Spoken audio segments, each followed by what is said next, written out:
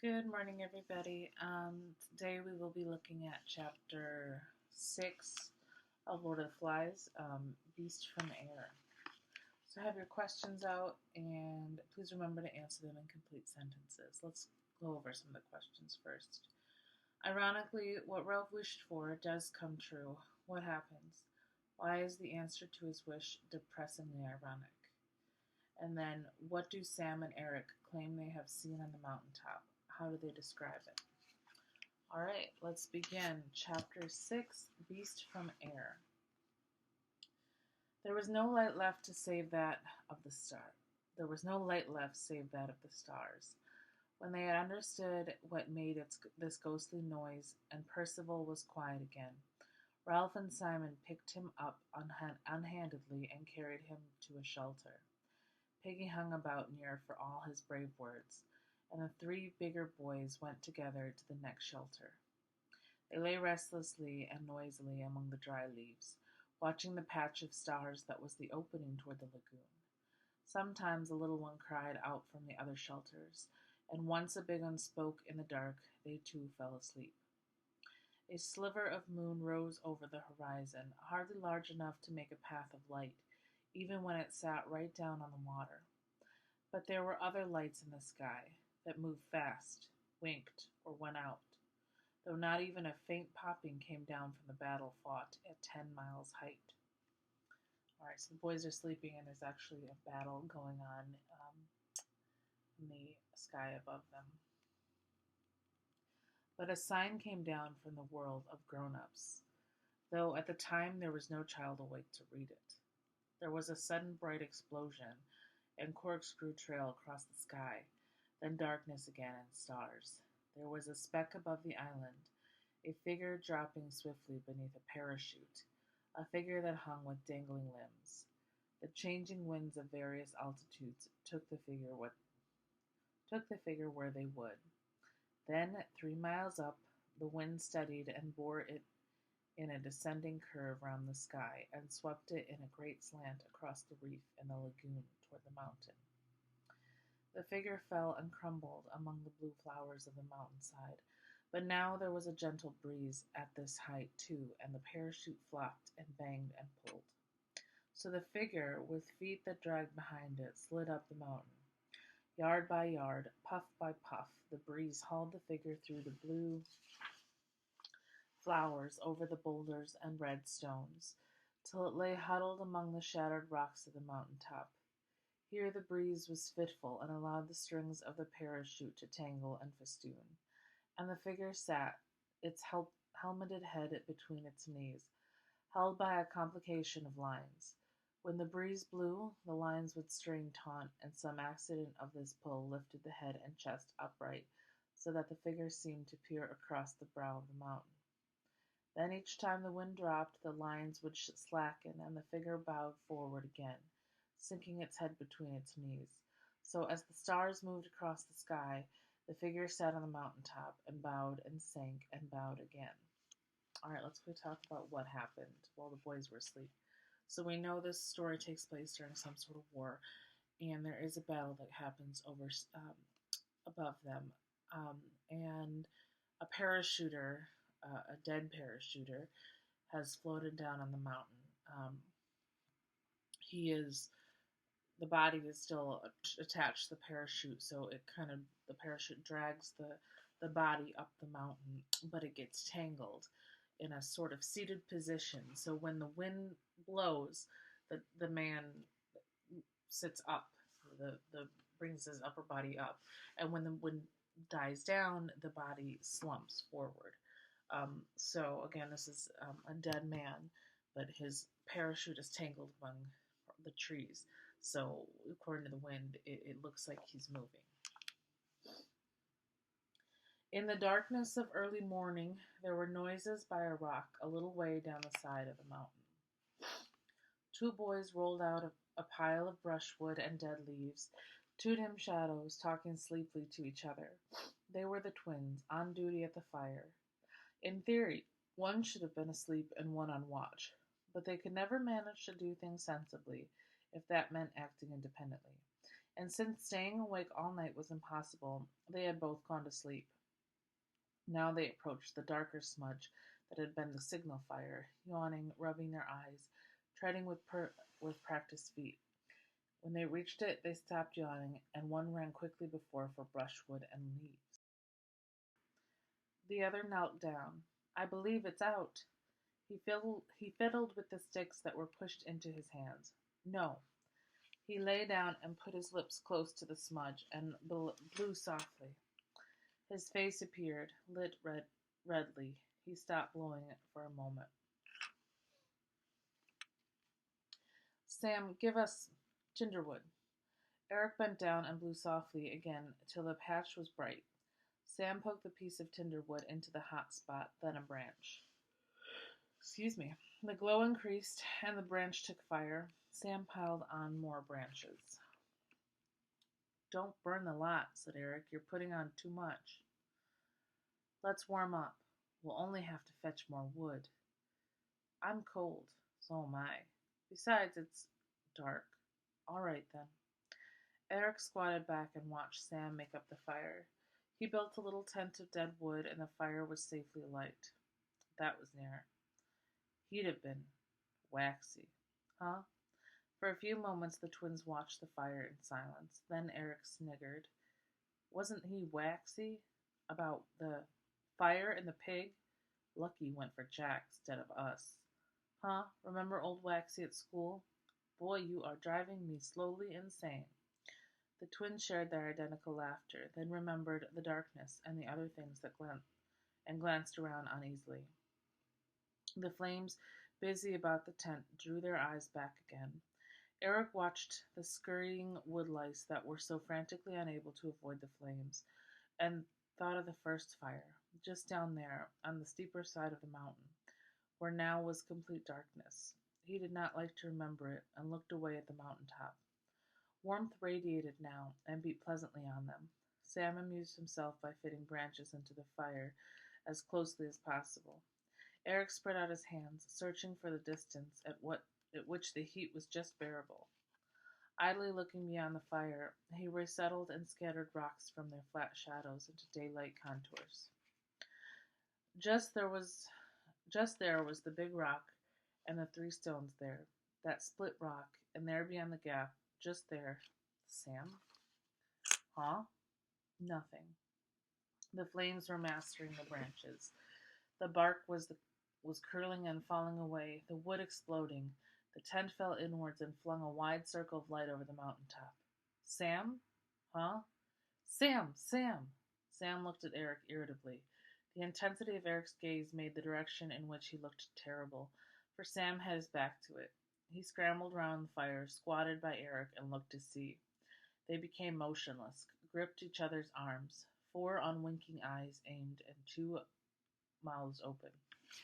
Far beneath them the trees of the forest sighed, then roared. The hair on their foreheads fluttered, and flames blew out sideways from the fire. 15 yards away from them came the plopping noise of fabric blown open. So what they're really seeing is the dead parachuter, and the fabric plopping open is the parachute being moved. But remember, when the wind moves, the parachuter moves. You also have to remember that this is dawn. It's still dark out. They only have a fire, and they're already a little scared of Beast. Neither of the boys screamed, but the grip of their arms tightened and their mouths grew peaked. For perhaps 10 seconds they crouched like that, while the flailing fire sent smoke and sparks and waves of inconsistent light over the top of the mountain. Then, as though they had but one terrified mind between them, they scrambled away over the rocks and fled. Ralph was dreaming. He had fallen asleep after what seemed hours of tossing and turning noisily among the dry leaves. Even the sound of nightmare from the other shelters no longer reached him, for he was back to where he came from, feeding the ponies with sugar over the garden wall. Then someone was shaking his arm, telling him that it was time for tea. "Ralph, wake up!" The leaves were roaring like the sea. "Ralph, wake up!" "What's the matter?" "We saw the beast. Plain." "Who are you, the twins?" "We saw the beast." "Quiet, Piggy." The leaves were roaring still. Piggy bumped into him, and the twin grabbed him as he made for an oblong of paling stars. "You can't go out. It's horrific. It's horrible." "Piggy, where are the spears?" "I can hear them. Quiet then. Lie still." They lay there listening, at first with doubt, but then with terror to the description the twins breathed at them between bouts of extreme silence. Soon the darkness was full of claws, full of the awful unknown and menace. An interminable dawn faded the stars out, and at last light, sad and gray, filtered into the shelter. They began to stir, though still the world outside the shelter was impossibly dangerous. The maze of the darkness sorted it into near and far, and at the high point of the sky the cloudlets were warmed with color. A single seabird flapped toward with a hoarse cry that was echoed presently, and something squawked in the forest. Now streaks of cloud near the horizon began to glow rosily, and the feathered tongue. Ralph knelt in the entrance to the shelter and peered cautiously around him. Sam and Eric, call them to an assembly. Quietly, go on." The twins, holding tremendously to each other, dared the few yards to the next shelter and spread the dreadful news.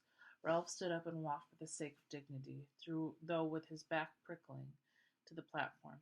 Peggy and Simon followed him to the other, and the other boys came sneaking after. Ralph took the conch from where it lay on the polished seat and held it to his lips. But then he hesitated and did not blow. He held the shell up instead, and showing it to them, and they understood. The rays of the sun were fanning upwards from below. The horizon swung downward to eye level. Ralph looked for a moment as the growing slice of gold, at the growing slice of gold that lit them from the right hand and seemed to make speech possible. The circle of boys before him bristled with hunting spears. Excuse me. He handed the conch to Eric, the nearest of the twins. "We've seen the beast with our own eyes." "No, we weren't asleep." Sam took up the story.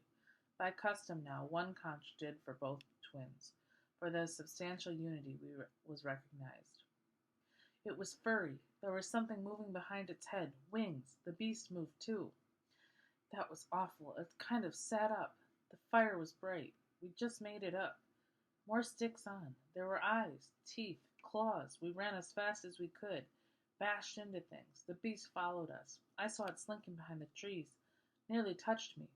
Ralph pointed fearfully at Eric's face, which was striped with scars where the bushes had torn him.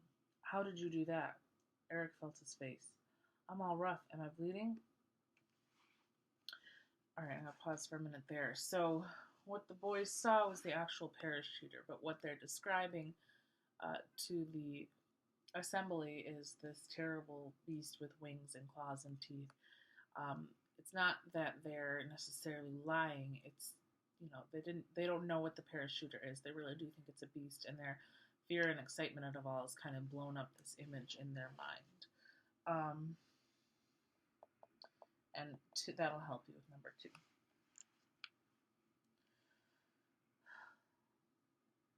The circle of boys shrank away in horror. Johnny, yawning still, burst into noisy tears and was slapped by Bill till he choked on them. The bright morning was full of threats, and the circle began to change. It faced out rather than in, and the spears of sharpened wood were like a fence. Jack called them back to the center, which will help you answer number 3. What does Jack say about the conch? And then for how it has the significance of the conch changed. "This'll be a real hunt. Who'll come?" Ralph moved impatiently. "These spears are made of wood. Don't be silly." Jack sneered at him. "Frightened?" "Course I'm frightened. Who wouldn't be?" He turned to the twins, yearning but hopeless. "I suppose you aren't pulling our legs." That means like tricking us. The reply was too emphatic for anyone to doubt them. Emphatic. Piggy took the conch. "Couldn't we kind of stay here? Maybe the beast won't come near us." But for the sense of something watching them, Ralph would have shouted at him.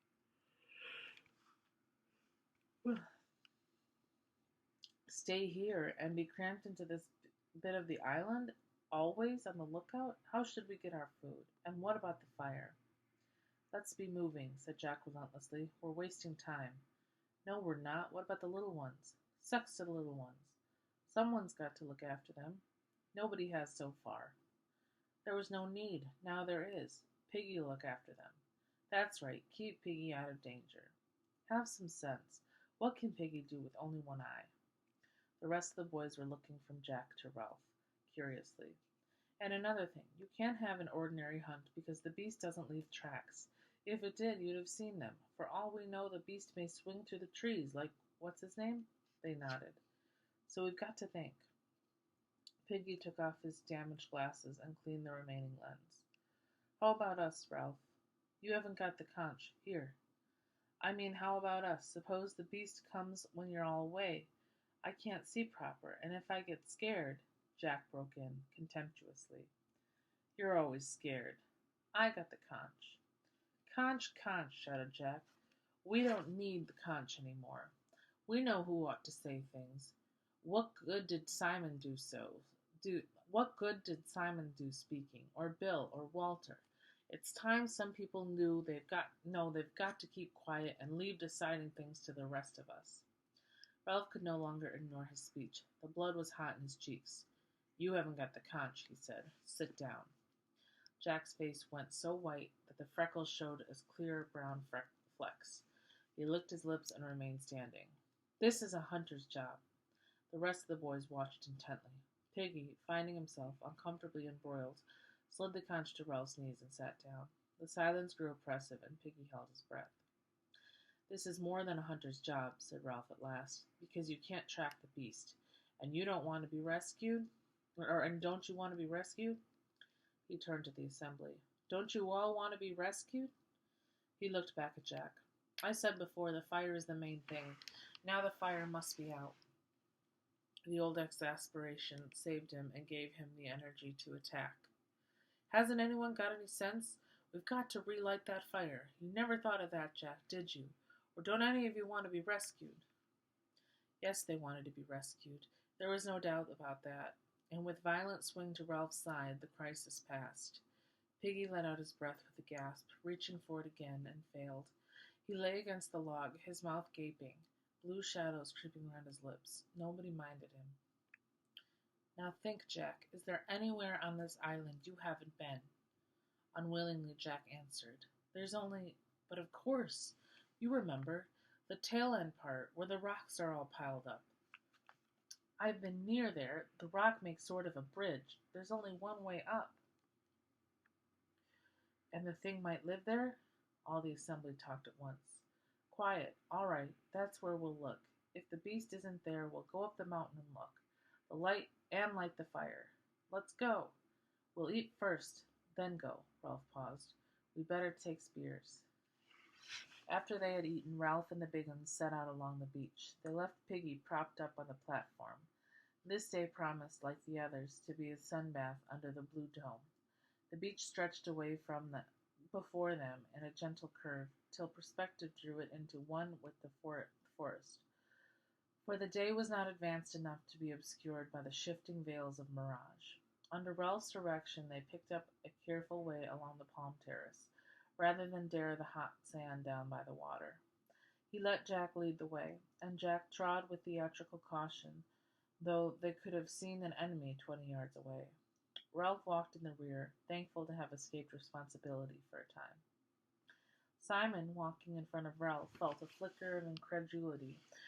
A beast with claws that scratched, that sat on the mountaintops, that left no tracks, and yet was not fast enough to catch Sam and Eric? However Simon thought of the beast, there rose before his inward sight the picture of a human at once heroic and sick. I believe you can answer 5.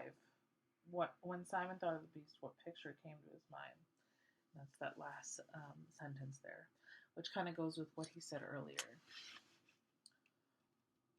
He sighed. Other people could stand up and speak to an assembly, apparently, without that dreadful feeling of the presence of personality, the pressure of personality. Could say what they would as though they were speaking to only one person. He stepped aside and looked back. Ralph was coming along, holding the spear over his shoulder.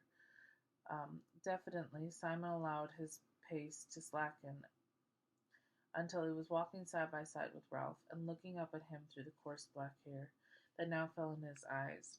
Ralph glanced sideways, smiled constrainedly, as though he had forgotten that Simon had made a fool of himself, and looked away again at nothing. For a moment or two, Simon was happy to be accepted, and then he ceased to think about himself. When he bashed into a tree, Ralph looked sideways impatiently, and Robert sniggered. Simon reeled, and a white spot on his forehead turned red and trickled. Ralph dismissed Simon and returned to his personal hell. They would reach the castle sometime, and the chief would have to go forward. Jack came trotting back. We're in sight now. All right, we'll get as close as we can. He followed Jack toward the castle where the ground rose slightly. On the left was an impenetrable tangle of creepers and trees. Why couldn't there be something in that? Because you can see, nothing goes in or out. What about the castle then? Look. I'm going to pause for a second. As the boys are searching the island, who leads the group when they get to the ledge, which is about to happen?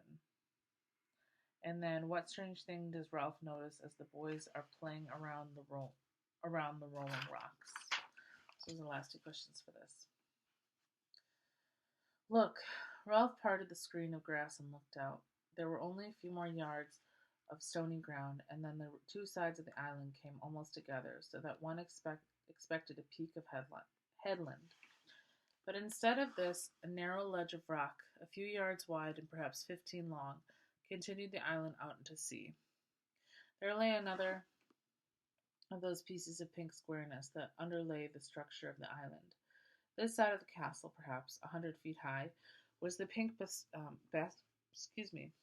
bastion they had seen from the mountain top. The rock of the cliff was split and the top littered with great lumps that seemed to totter. Beyond Ralph, the tall grass had filled with silent hunters. Ralph looked at Jack. You're a hunter. Jack went red. I know, all right. Something deep in Ralph spoke for him. I'm chief. I'll go. Don't argue. He turned to the others. You, hide here. Wait for me. He found his voice tended either to disappear or to come out too loud. He looked at Jack. Do you think? Jack muttered. I've been all over. It must be here. I see. Simon mumbled confusedly. I don't believe in the beast. Ralph answered him politely, as if agreeing about the weather. No, I suppose not. His mouth was tight and pale. He put back his hair very slowly. Well, so long. He forced his feet to move until they had carried him out on the neck of the land. He was surrounded on all sides by chasms of empty air. There was nowhere to hide, even if one did not have to go on. He paused on the narrow neck and looked down. Soon, in a matter of centuries, the sea would make an island of this castle. On the right hand was the lagoon, troubled by the open sea, and on the left, Ralph shuddered. The lagoon had protected them from the Pacific, and for some reason only Jack had gone right down to the water on the other side. Now he saw the landsman's view of the swell, and it seemed like the breathing of some stupendous creature. Slowly the water sank among the rocks, revealing pink tables of granite, strange growths of coral, polyp, and weed. Down, down the waters went, whispering like the wind among the heads of the forest. There was one flat rock there, spread like a table, and the water sucking down on the four weedy sides made them still seem like cliffs. Then the sleeping Leviathan breathed out. The waters rose, the weeds streamed, and the water boiled over the table rock with a roar. There was no sense of the passage of waves, only this minute-long fall and rise and fall. Ralph returned away to the red cliff. They were waiting behind him in the long grass, waiting to see what he would do. He noticed that the sweat in his palm was cool now, realized with surprise that he did not really expect to meet any beast, and didn't know what he would do about it if he did. He saw that he could climb the cliff, but this was not necessary. The squareness of the rocks allowed a sort of plinth around it, so that to the right, over the lagoon, one could inch along the ledge and turn the corner out of sight. It was easy going, and soon he was peering round the rock. Nothing but what you might expect: pink tumbled boulders with guano layered on them like icing, and a steep slope up to the shattered rocks that crowded the bastion. Sorry. A sound behind him made him turn. Jack was edging along the ledge. Couldn't let you do it on your own. Ralph said nothing.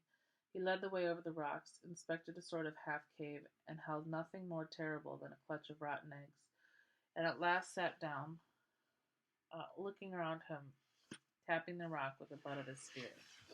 Jack was excited. What a place for a fort! A column of spray wetted them. No fresh water. What's that, then? There was indeed a long green smudge halfway up the rock. They climbed up and tasted the trickle of water. You could keep a coconut shell there, filling all the time. Not me. This is a rotten place. Side by side, they scaled the last height to where the diminishing pile was crowded by the last broken rock. Jack struck the near one with his fist, and it grated slightly. Do you remember? Conscientious of the bad times in between came to them both. Jack talked quickly. Shove a palm trunk under that, and if an enemy came, look. Okay, so they're talking about they're on this sort of ledge. It's hard. It's like a stone castle. I guess they keep calling it castle for a reason. But there are some big boulders on the side, and Jack's like, you could use this as a sort of fortress, and if an enemy comes, you could stick a palm branch under the boulder and wedge it under, and it would drop on your enemy below. So this is the way Jack is already thinking.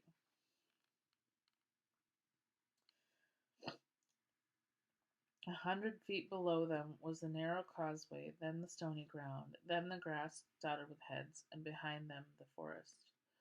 One heave, cried Jack, exulting, and whee! He made a sweeping movement with his hands. Ralph looked toward the mountain. What's the matter? Ralph turned. Why? You were looking. I don't know. Why? There's no signal now. Nothing to show. You're nuts on that signal. The taunt blue horizon encircled them, broken by the mountain top. That's all we've got. He leaned his spear against the rocking stone and pushed back 2 handfuls of hair. We've got to get back and climb the mountain. That's where they saw the beast. The beast won't be there. What else can we do? The others, wading in the grass, saw Jack and Ralph unharmed and broke cover in the sunlight. They forgot the beast in the excitement of exploration. They swarmed across the bridge, and soon were climbing and shouting.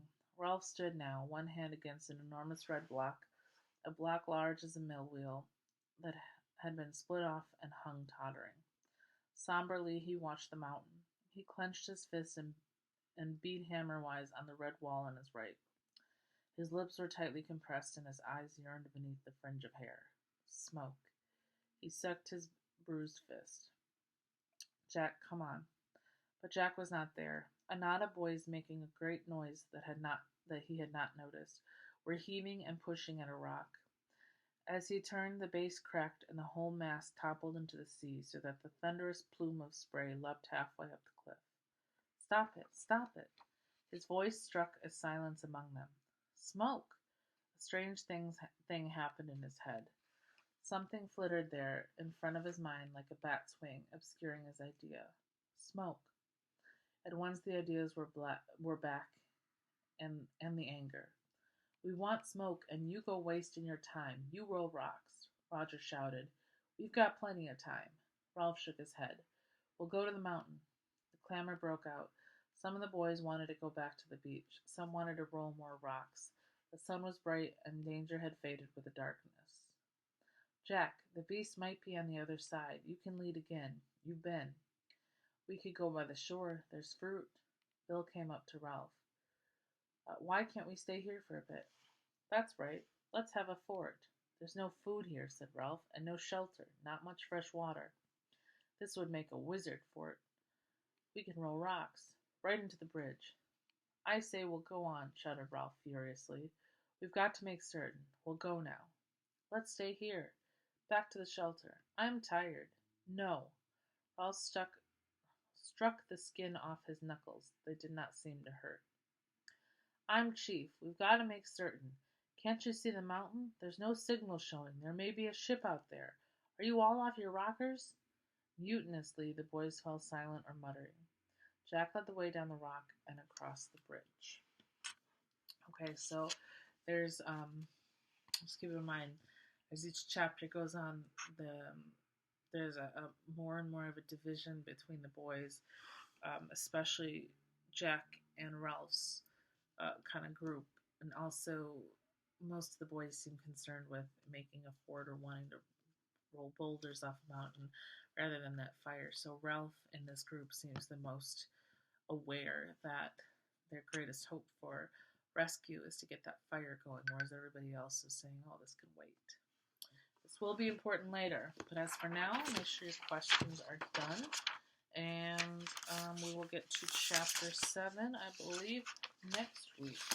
Although, oh no, it will still be this week. I'll have it up in a few days. Have a great day, everybody.